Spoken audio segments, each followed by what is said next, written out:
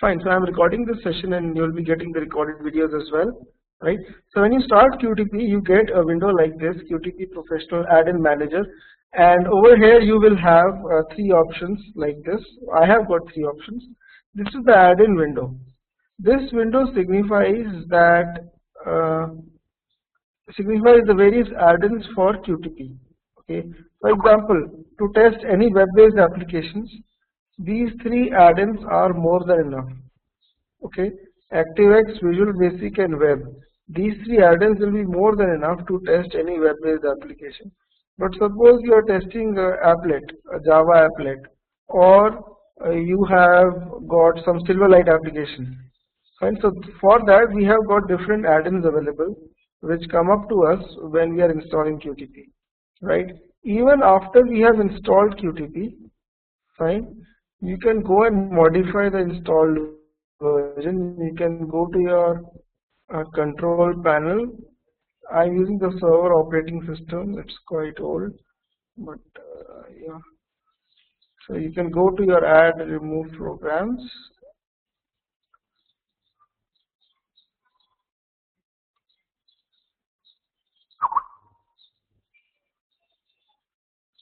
Hold on. Let the list come up.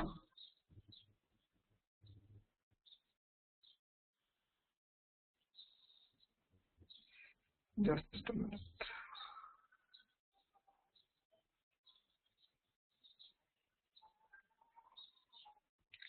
Okay. Now in this thing out here, you have somewhere out here QTP will be present. Yeah, this is QTP. Okay. You can click on the change icon over here, and what you will get is that you will get a screen like this. This screen also comes up when you are installing QTP. Fine.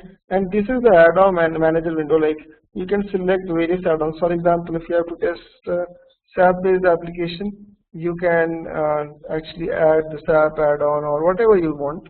Fine. Generally, these three are more than enough: ActiveX, Visual Basic, and web-based add-ons to test any web-based applications. Okay.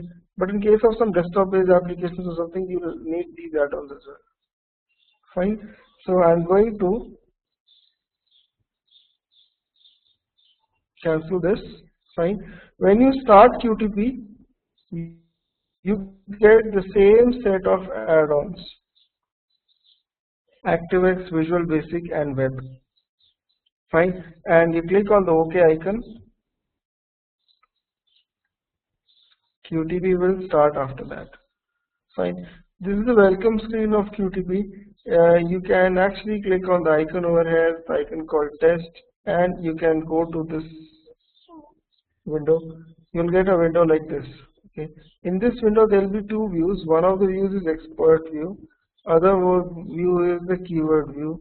While working with QTP, we'll actually use the expert view because it actually, this is the place where actually all the magic happens and all the real stuff happens in the expert view.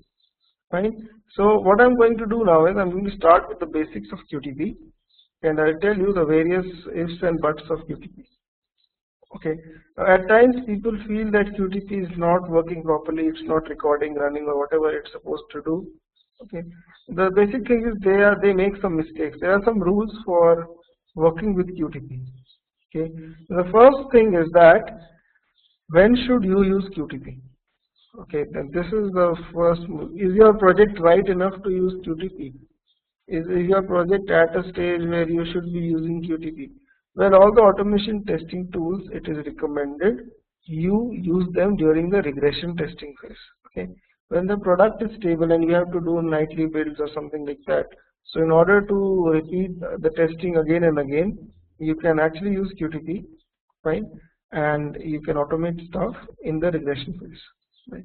Even all the automation tools, like if you talk about Selenium, if you talk about Test and all, everything, they all are recommended to be used during the regression phase. Don't try to use these tools in the development phase.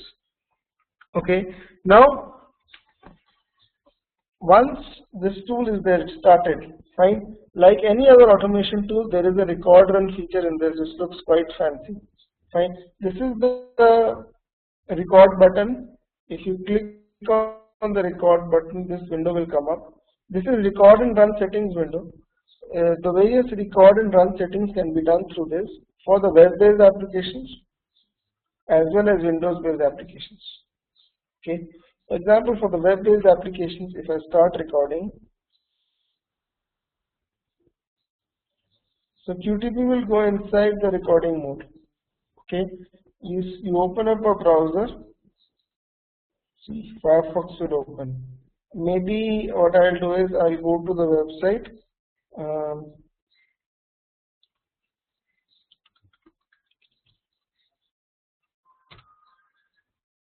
in.radio.com. So what will happen is that behind the scenes in QTP, the code will be recorded of about all the actions which I'm performing.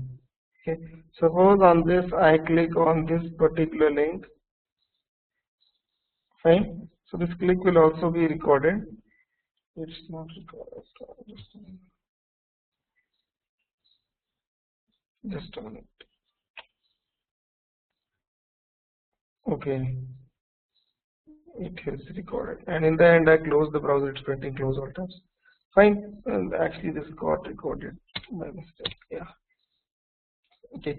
Now this code would be little bit familiar to you. You might be able to understand it little bit, but little bit you might not be able to understand. It's purely VB based. Fine. VB is the scripting language which is used in QTP, and we'll be studying VB in depth right in this course. Now there are some rules for recording the web-based applications as well. Fine. The first rule is that QTP will work on these browsers. Mozilla. Record run will be supported by this Mozilla, and in Chrome only run is supported. Chrome is actually the support for Chrome. Okay, so it was just introduced. You can record the script in you can record the script in Mozilla, and you can run the script in Chrome. Fine. Now, in the whole thing, right? If you are running the script on then i8 and 9 both are supported. In case of Mozilla, this version works perfectly fine, which is 3.5.16.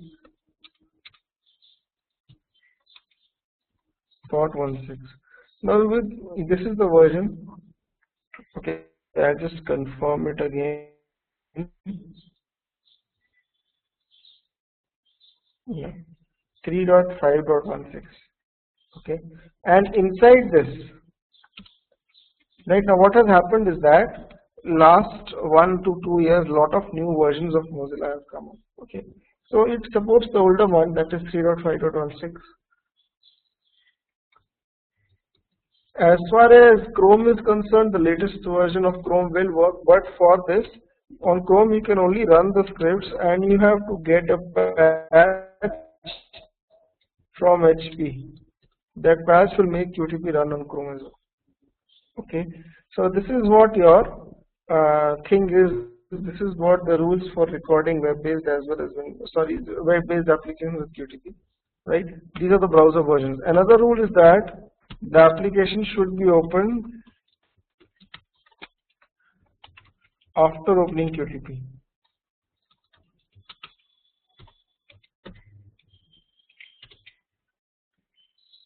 Right?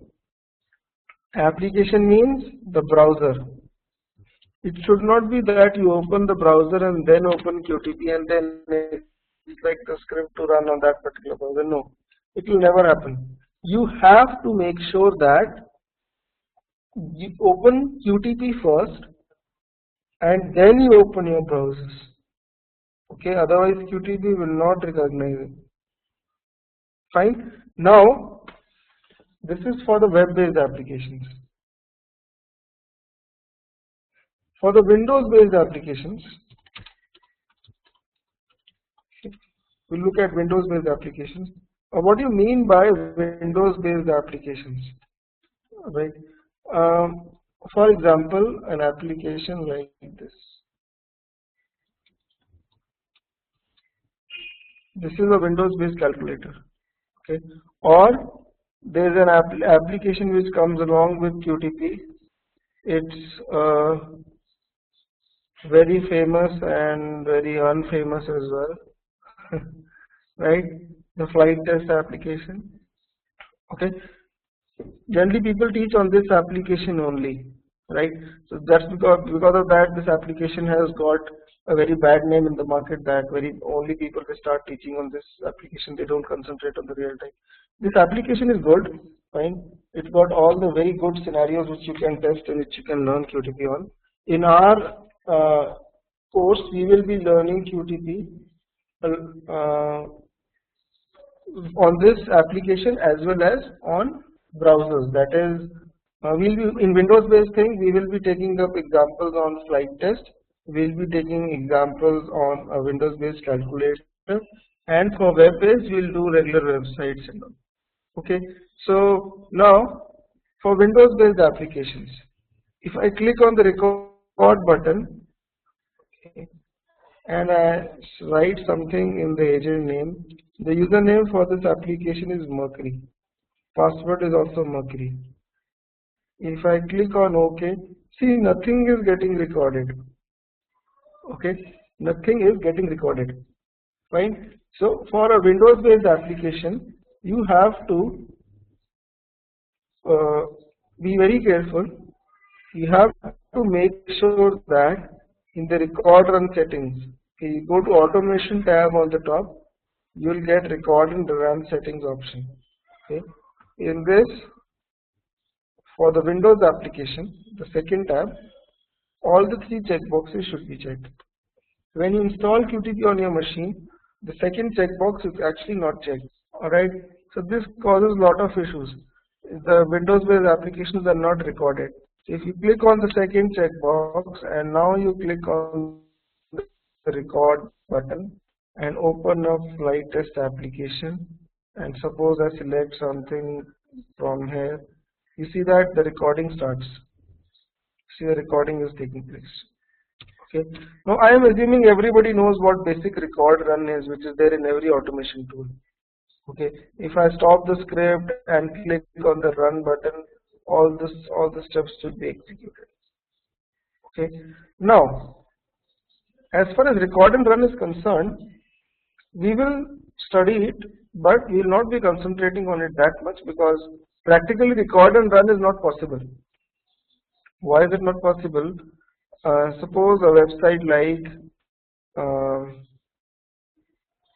KingfisherAirlines.com. Okay, every day the flights flying from one station to another station, they change. The prices of the flight, they keep on changing. So what happens is that on such dynamic websites, the record and run will not work. You record today and maybe tomorrow you will not be able to run it. Right? So record run feature is good, looks very fancy, but in no automation tool we use it. Even in Selenium tool like Selenium, record run is there in ID, but very few people use it. Okay, so the rules, coming back to the point, the rules for the Windows based application is that the checkboxes should be checked. Okay, in the automation record run settings, this radio button, sorry, in Windows based application, all the three checkboxes should be checked. Right. Now another time when QTP fails to record is that sometimes in your browser you have some add-on. For example, in my browser right now there is no add-on, but sometimes there are add-ons like Yahoo Messenger add-on or some other add-ons which are there in your browser. What happens is sometimes some add-on it conflicts with QTP. Okay, and QTP is not able to work on that particular browser. Right, so make sure that unnecessary add-ons are not there. This happens very rarely, but if it happens, you are not able to figure out anything. Okay, now another thing which you need to remember is that in case of Windows 7, okay, in case of Windows 7, you need to turn off UAC of Windows 7 to make QTP recognize your browsers. So just go to Google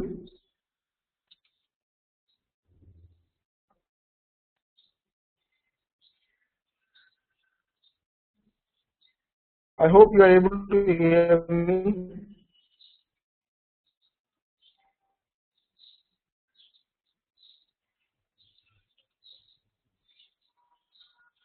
Okay. Now in Google, just type uh,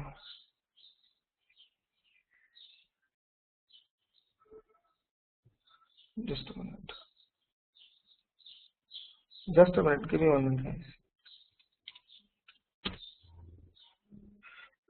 Just a minute. My thing has hanged. Just 1 minute. It will be okay. Yeah. Okay. So in Windows-based applications, right, you simply have to write, sorry, in case of Windows 7 operating system, okay, you have to turn off UAC. Okay, turn off UAC in Windows 7 or Windows Vista as well. Okay, you have to turn off UAC. You can read the instructions. So you can search on Google, and the resultant page will have the instructions on how to turn off UAC in Windows 7. Just follow the instructions step by step, and you'll come to know how to turn them off. Right? Once you have turned off UAC, it's a setting user account control. You need to restart your machine, right? And once you have restarted it, QTP will start working. Okay. So sometimes there are add-ons in browser which conflict, or sometimes you need to turn off the UAC. Okay, that is user account control. Right. So Mozilla Chrome are supported, right? It works on Windows as Windows-based applications as well. All the three checkboxes should be clicked on, right? And UAC should be turned off. When working with QTP, UAC should be turned off. So these are some rules which are applicable for QTP. Okay. Now the place which is highlighted over here or out here, this is the expert view. In this place, we will be keeping all our we will be writing all the code and all whatever you have to write. If I place a single quote in front of a line, it's like a comment. Alright. I have put single quotes in front of lot of lines. Okay. So don't get confused with single quotes. This means that these lines are inactive, they don't do anything. Okay, fine. So I'll save this test.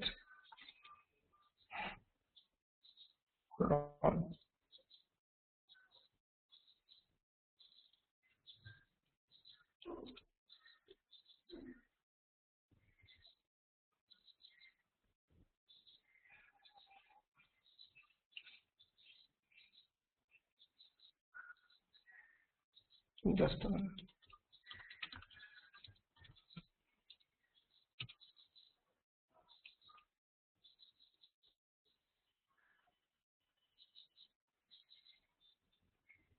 Yeah, I'll save it as day1_1.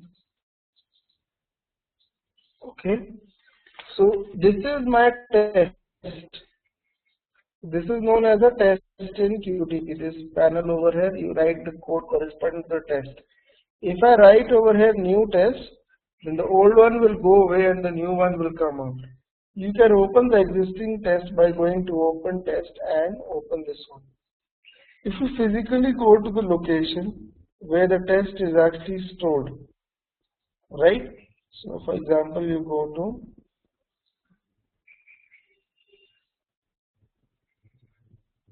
this thing, just a minute.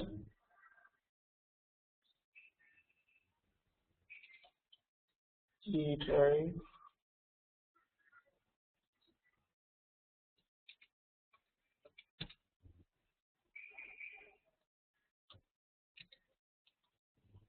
This is your script, day1_1. it looks like a folder if you go to physical location. Fine, but don't worry, if you open this in QTP, it will not look like a folder. If you go here, open test, it will look like an icon. Fine. If you go out here inside the folder,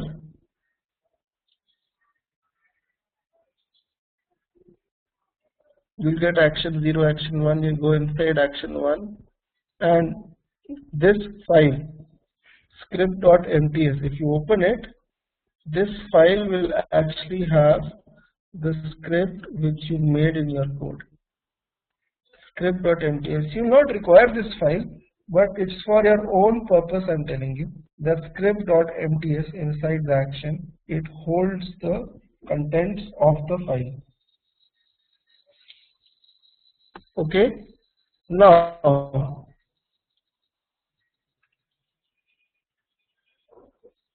we studied about the simple record run feature, the various rules. Okay, we studied about saving the script and all. Fine. Now let's move further on. Okay, and before I move further on, any question from anybody regarding QTP, regarding how it works, regarding your project, anything, any question, any doubt, you can just. QTP as a tool, it only works on Windows based applications, although Safari, you install Safari on Windows as well. Safari is not supported. Okay, now let's make a new test.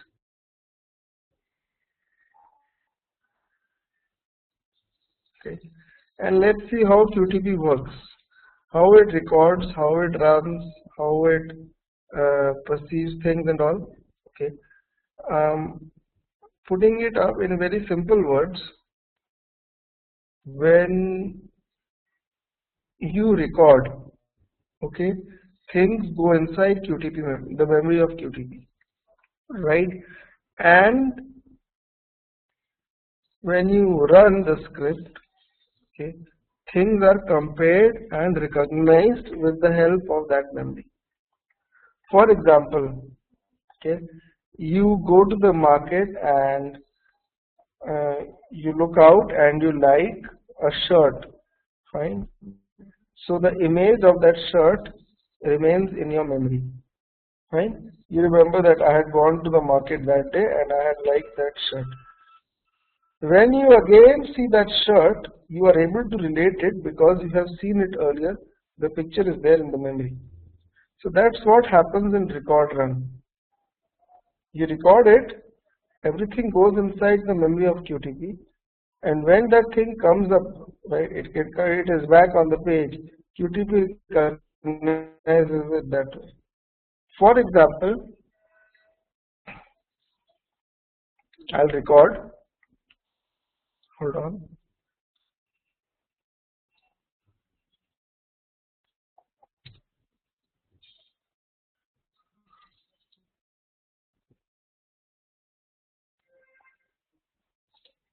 One minute.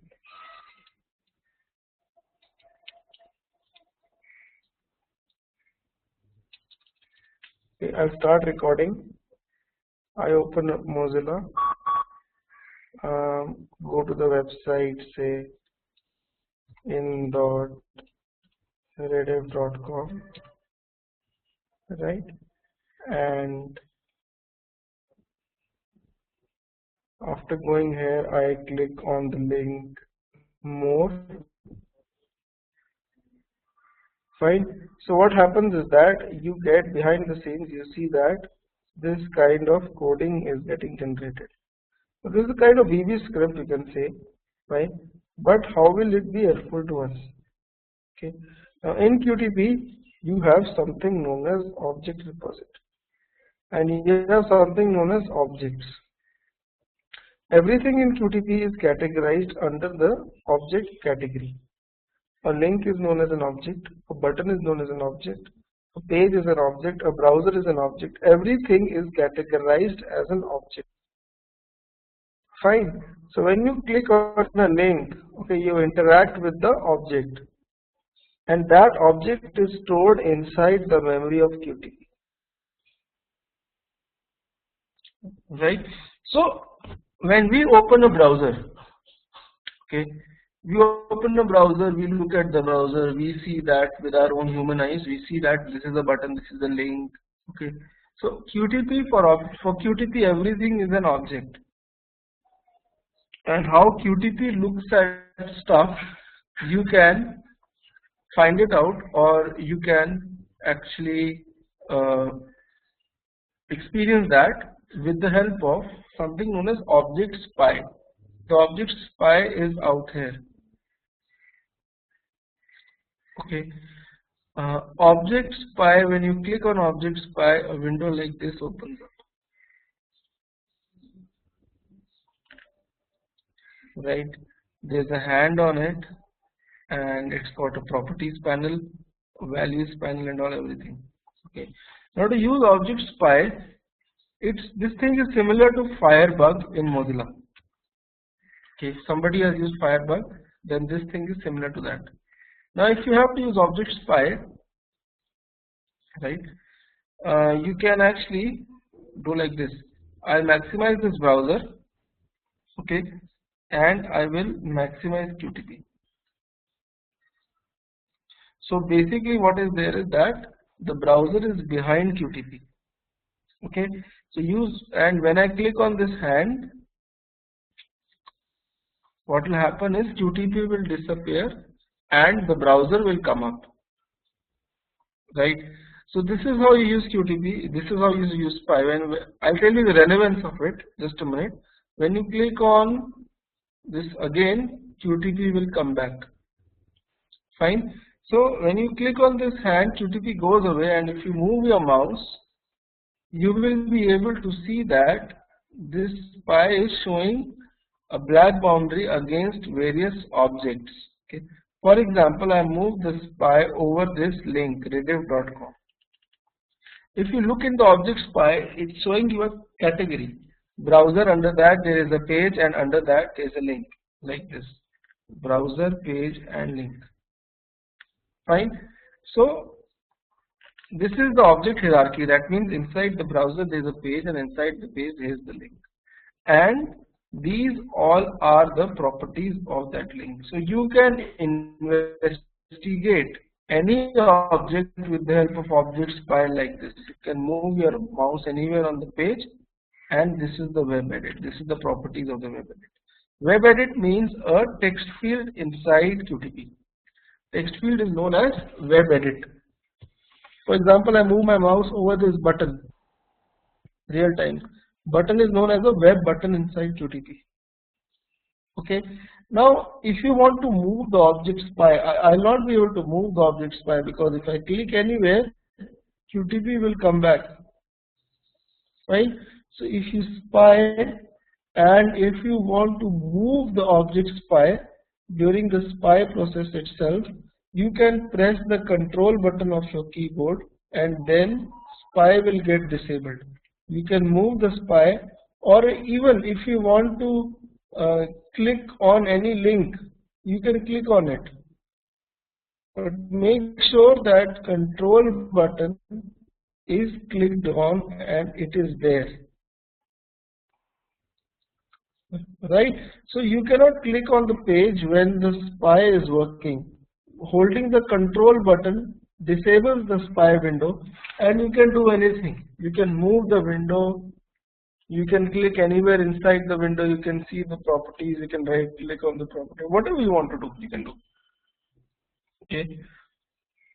Right. So spy is something which is read only. It tells you the properties associated with the object. This is similar to the concept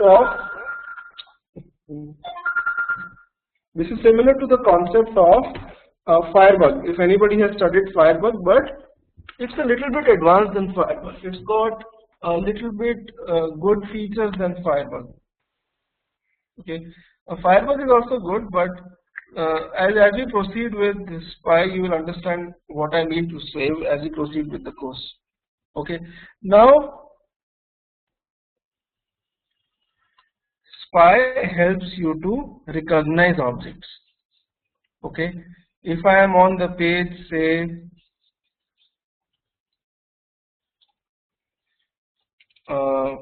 bbc.com.